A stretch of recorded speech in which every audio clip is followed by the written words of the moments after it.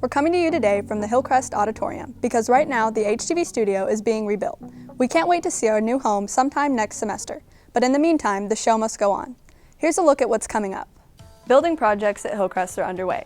Students and staff are making the best of it as walls come crumbling down. A pickleball tournament raises funds in memory of a teacher whose life continues to impact students. Here today, gone tomorrow, we take a look at the impact of the hybrid school schedule. And we step back in time to the year our school opened, thanks to a time capsule buried over 60 years ago. All that and more on the October edition of HTV, and it all starts now.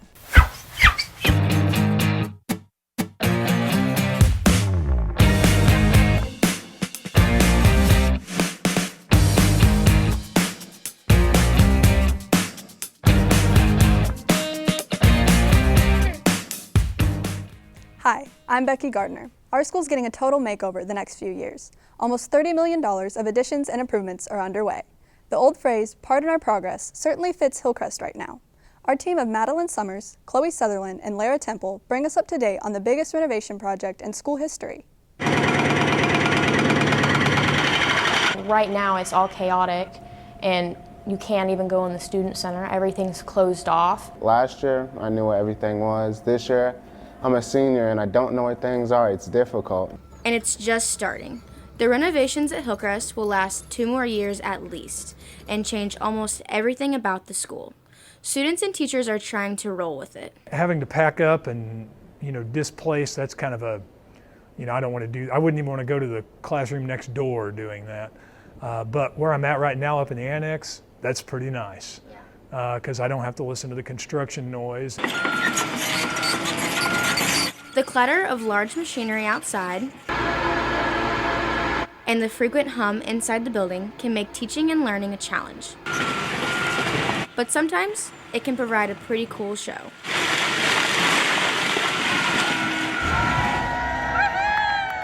On HTV last spring, we shared this presentation, which shows what things will look like when the job is finished. A $30 million upgrade that will make a school built in the late 50s suddenly modern and almost entirely new. The assistant principal handling a lot of the heavy lifting and keeping on top of all of the construction and renovation is Robin Collins. We have to get used to a construction schedule. It doesn't always mesh with school. So we've had a lot of teachers and students have been very flexible about trying to put up with loud noises or whatever dust is swirling around on the floor or whatever that day. But I think the hardest part is really going to be next year when we get into phase 2 this next summer. We are actually demolishing parts of the building. We will not be able to access it and we'll have to kind of scrunch into an even smaller area than we are today. So I just got to keep my eye on the prize. The first prize students and staff will see should be ready right after Christmas, when we all return from the holiday break. And that is our FACS. It's going to be our functional skills. It's going to be our business classrooms down here in the front. And then shortly afterwards, probably by spring break, our brand new library is going to be done. So that'll be one of the newest and awe-inspiring places because that space used to be an old gymnasium and now will truly be a media center. So we're excited. New spaces are coming our way, and so are some modern conveniences. We can't wait for the air conditioning to work, to have lighting, to have floors, to have just everything.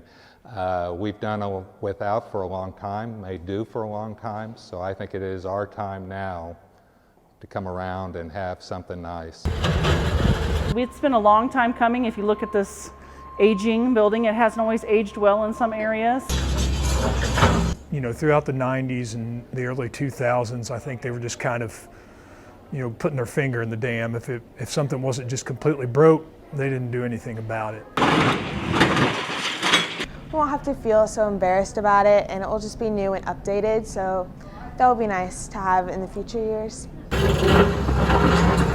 The school's needed to be redone for quite a few years now.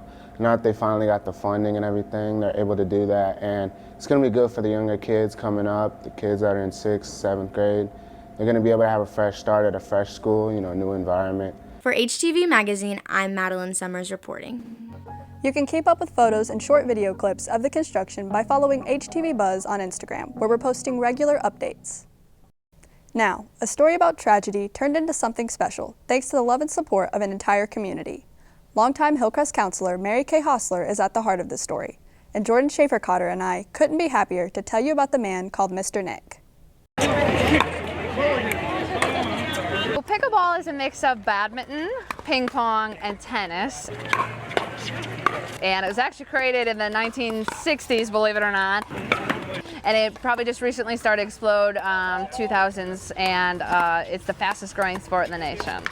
Most people can do it at a certain level, and you just find your level and go play and have fun. It was fun in the sun at Twin Oaks Country Club a few weeks ago as pickleball players from 6 states came to Springfield. They were happy to play and happy to pay. People love to play, they love to spend their money on a good cause, and this is a good cause. Players typically come out for a casual game and a good time. However, this tournament holds a little more importance to the Springfield community, especially for the students at McBride Elementary. That's because McBride Elementary lost one of its own 2 years ago when teacher Nick Hostler suddenly died of a heart attack. He was Mr. Nick to his students and others at McBride. His death brought a movement to life as friends and loved ones decided to build a playground in his memory, one designed to serve the students he was so devoted to. He had the kids that had some really difficult disabilities, and he just was determined to make sure from year to year that those weren't any bigger of a barrier than they had to be for them to be included in as much as they could be. The biggest thing for Nick in reference to his students was they would prefer that you didn't say they can't. He would always prefer that. He would say, but let me show you what they can do. It was a can-do attitude that led to Mary Kay and Gil Hostler taking part in the groundbreaking for a playground named after their son. Support from the community, everything from a pickleball tournament to a 5K, and other generous donations helped raise over $400,000 so Mr. Nick's inclusive playground could become a reality. I think the one thing that stands out is when I interviewed him, he had such an incredible love for kids, and he really believed he was going to change the world. 4 years ago, Nick asked Principal Lael Straight why the school didn't have anything for his students to do on the playground. He asked her, "How can we do better?" 2 years after his sudden death, on a fall day in South Springfield, that question was answered. Welcome to McBride Elementary for the official opening day of Mr. Nick's Inclusive Playground. 3, 2, 1.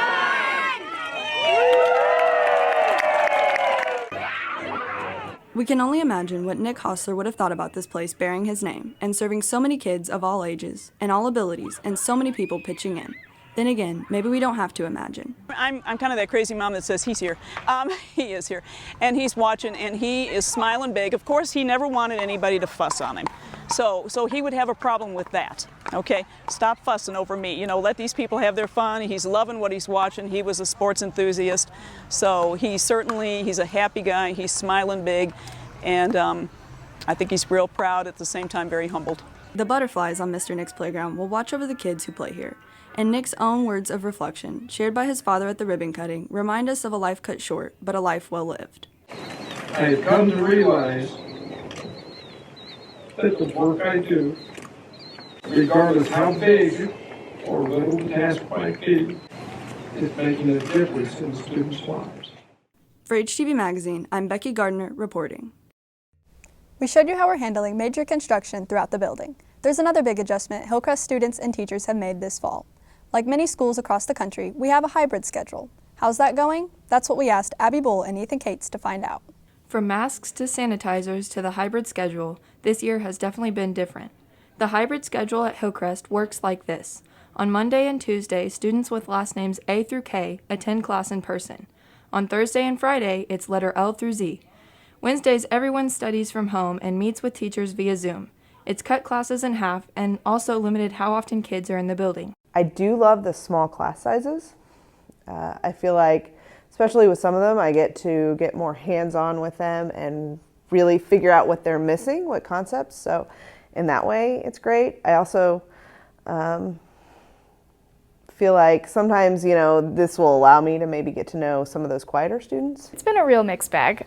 Some students are really thriving. They have their own time to work on things. They have time where they can put a little extra work into stuff that they're interested in, and I think that's been really helpful, but some students really need that guidance and they need the support that school offers. I think it's more difficult for everyone to focus on school since we're not all in a school environment.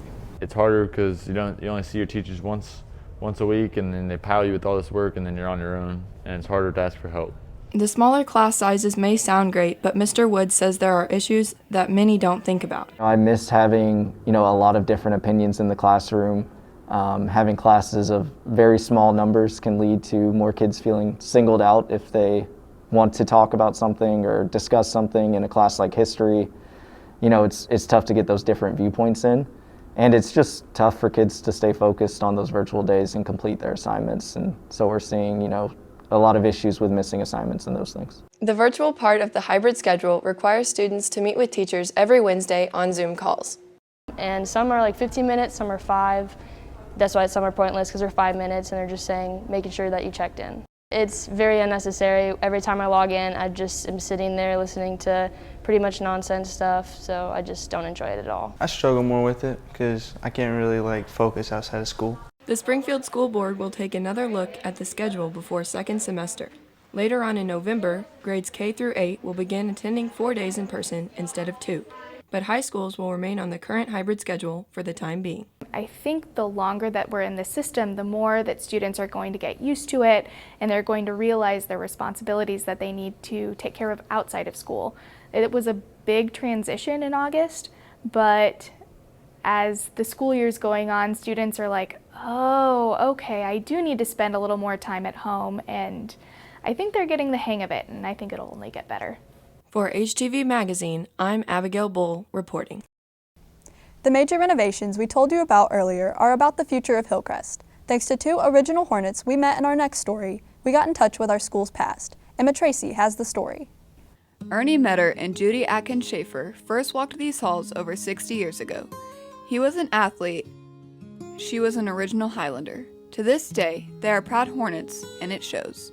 Because of all my grandkids and kids that came here, and I graduated here, that's one thing I tell everybody, that I was the first graduating class from Hillcrest. Right there. Judy was 1 year behind Ernie and a leading member of the Hillcrest Student Council. I was Social and Publicity Commissioner that second year. A lot of opportunities for us. The school was much smaller when it opened in the fall of 1958. You'd holler across the building and talk to somebody, and you might get in trouble for doing that. Parkview, Central, and Hillcrest were the only 3 schools in town. Many of the first Hillcrest students came over from Central, where things were really crowded. That was a big thing, and it was so big, the classes at Central, and then it was just like it was our school when we came over here. It was their school, and still is. Those first students got a chance to start traditions that continued for decades, things like choosing a mascot. We did. We voted on it, I remember. And there was a big discussion about the Hornet and whether the Hornet was going to beat a Bulldog or a Viking. We chose the colors, and we chose the Hornet. In February of 1958, before Ernie and Judy and all the other students arrived at Hillcrest, some folks filled a time capsule with items from back then and buried it under the cornerstone, which you can see in this shot from a few weeks ago. Construction workers tearing down the front walls of the building found it, and we opened it up and let our guests look it over. When I see what they got stuff from where we were all coming from. A lot of interesting stuff there. The time capsule included textbooks. A few were damaged when the capsule was excavated. A bundle of school newspapers from Central and Parkview. Some aerial photos of Hillcrest before drones were even thought of. Books and buildings are one thing, but Judy says what made Hillcrest special was just being here with people you had known forever. All of the students that were all our neighbors, and we all had gone through grade school and junior high together, and we got to initiate the new high school. There was one more thing we found in the time capsule, a note to the people who would someday dig it up. The writers didn't know when that would be, of course, but they included this short message from the past. Hello everybody, sure wish we could have met you fine people. But since we most likely won't, we wish you God's blessing in your new venture. How is space travel by now? We think we can someday travel to the moon. Did we ever make it? Yes, we did. It's one small step for man, one giant leap for mankind. We made it to the moon and back several times, But here on Earth, we're working on the next phase of Hillcrest High School, and it just might be time to bury another time capsule. Something for the kids in 2080 to open. Because what started here 62 years ago will surely continue for another 60. For HTV Magazine, I'm Emma Tracy, reporting. That brings this HTV Magazine to a close. You can follow us on social media to keep up with all of our broadcast activities and also find lots of extra content. Be sure to check out our award-winning podcast, Bay 11, on all the usual apps. We'll be back soon with a new HTV. I'm Becky Gardner. Thanks for watching.